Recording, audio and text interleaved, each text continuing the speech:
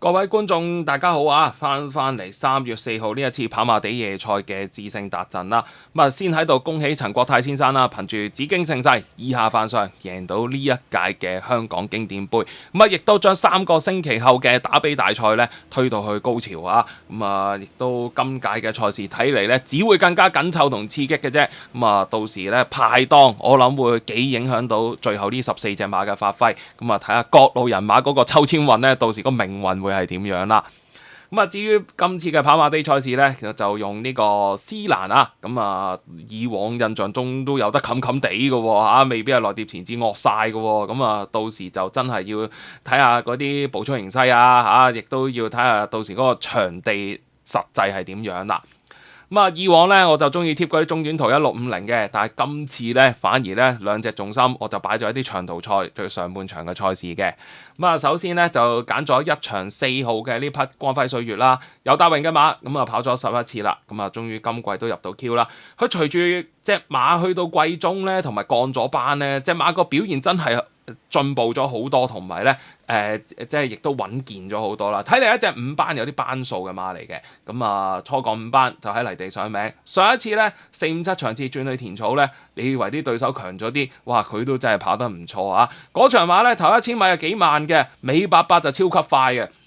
咁所以咧一早段慳咗位嗰啲型到爆啊，夢照法咧就即係跌咗個形勢喺佢度，依對馬就爆 Q 啦。特別美麗咧就前置就叫做咧稍稍搏走甩咧，翻到嚟得個第3。但係你睇光輝歲月啦，早段完全埋唔到嘅，沿途3碟望空，彎位都蝕到嘔嘅嗰度。咁啊咁樣都能夠咧可以咧同嗰啲夢照法啊、型到爆啊、特別美麗咧爭持到最後嘅。佢假地依家都話叫跑贏咗埋變難嗰啲咩齊歡聚落鐵甲蘇龍富裕君之全部都識贏嘅。咁啊所以都真係跑得唔錯嘅呢個第4啊，亦都證明有啲班先啦。咁啊，今次隔個半禮拜啫，所以尤達榮都唔安排啲咩特別功夫啦，慢吃咁啊，盡量儲體力就 O K 啦。咁啊，始終都係呢個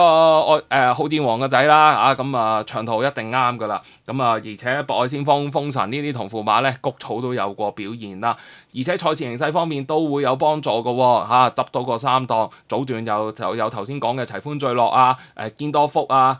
肥仔精神啊啲馬開個步速俾佢3檔，照計遠勝上一次嘅中檔咧起步咧留唔到，咁即係賣唔到，咁今次咧就應該好大機會攞得翻個遮檔㗎啦。咁啊，亦都查翻啲記錄啦咁啊今次尤達榮啊出街燈啦。但係咧，對上2次街燈上名咧，尤達榮嘅馬咧都有表現㗎。咁啊，嗰次第二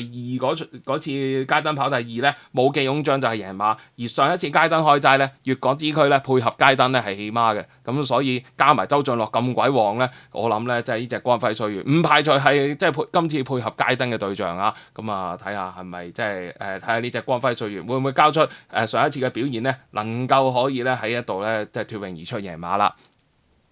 咁啊，另一匹啦，我就揀咗3場1號嘅勁進良區嘅，咁啊都係一隻喺4班相當之表現穩健嘅馬啦。咁啊，亦都今季係贏呢個路程啦咁啊當時仲要贏中國心短馬頭騎你隻中國心，之後中國心贏3班贏到嗰站馬冇得跑嘅喎，咁所以勁進良區喺4班咧應該會有啲着數嘅。咁啊，上一次408場次咧，其實啱佢發揮嘅，因為頭三段都偏快嘅，咁啊末段慢慢收慢之後，應該係對佢呢啲後上馬有利。不過咧嗰日奧爾文跑呢隻馬咧有少少蠢咗啊！咁啊呢一度黑白衫，你睇下點會同客家之光走去爭嗰個內檔嘅位置啫？根本就揀錯咗，明明君智勝同埋掌聲中間有路上嘅，咁啊結果咧佢又要轉2次跑線，呢啲即係叫做長途賽咧，你咁樣轉跑線咧好蝕底嘅。咁樣都能夠收窄翻同客家之光嘅距離，同嗰隻君智勝一齊拍住翻嚟咧，其實佢必入3甲嘅。如果衝順咗，咁大家睇翻同組啊，全部都熟口熟面噶啦。啱啱禮拜日跑完，暴風雷咪保中咯。咁跟住嗰啲咩密送啊、進城區啊、盈妙星啊，全部可以提升名次嘅。咁所以呢一場咧，我懷疑都算係幾唔錯嘅谷草千百賽事咯。咁啊，呢一隻勁進良區似乎咧係即係都係有少少叫做寶藏嚟噶啦。咁啊，今次我見，哇，俾佢回足1個月喎等賽程喎，仲要咧翻從化咧，唞到2月中先做翻2課登山跑道，落到嚟香港仲有最後試跑，跳3段揾阿奧爾文開課25秒6啊，真係狀態熱刺班啊，我諗都入晒，即係入晒狀態㗎啦呢隻馬。今次2,200咁啊，當然即係大家佢就應該都應付到啦嚇，大家都冇乜路程啦，呢個嚟到呢個即係嚟到呢個 stage，即係呢個階段冇乜路程啦，咁啊變咗都要即係要嚟試下噶啦，咁啊真情亦都會幫到呢隻勁進良駒嘅，都係一隻幾均速啊靠攬嘅馬嚟嘅，咁長途一定啱。咁啊，加埋個5檔，